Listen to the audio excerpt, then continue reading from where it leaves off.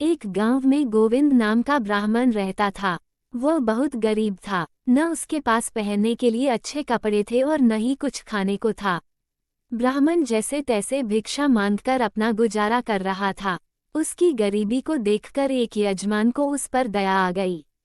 उसने द्रोण को बैलों का एक जोड़ा दान में दे दिया। बैलों को गोधन मानकर ब्राह्मण द्रोण उनकी सेवा पूरी लगन के साथ करने लगा।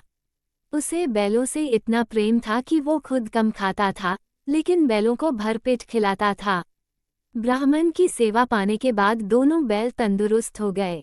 एक दिन हटेकटे बैलों पर चोर की नजर पड़ गई।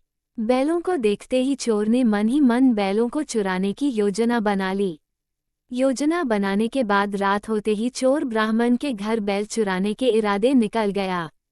कुछ दूर चलते ही चोर का सामना एक भयानक राक्षस से हुआ।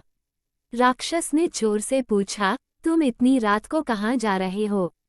चोर ने कहा, मैं ब्राह्मण के बैल चोरी करने जा रहा हूँ।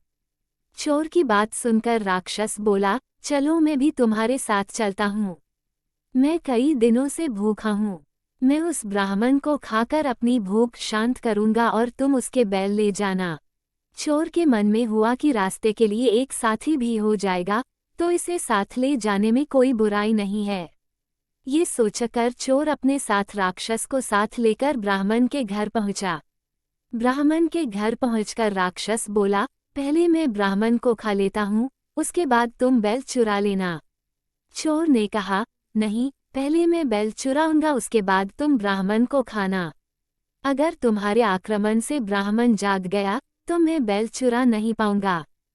फिर राक्षस बोला, जब तुम बैल खोलोगे तो उसकी आवाज से भी ब्राह्मण जागकर अपनी रक्षा कर सकता है। मैं इस चक्कर में भूखा रह जाऊंगा। राक्षस और चोर दोनों इसी तरह बहस करते रहे। एक दूसरे की बात मानने को उनमें से कोई तैयार नहीं था। उसी बीच राक्षस और चोर की आवाज सुनकर ब्राह्मण जाग गया। ब्राह्मण को जागा देखकर जल्दी से चोर बोला, हे ब्राह्मण, देखो ये राक्षस आपको खाने आया है, लेकिन मैंने इससे आपको बचा लिया। इसने कई बार आपको खाने की कोशिश भी की, पर मैंने ऐसा होने नहीं दिया।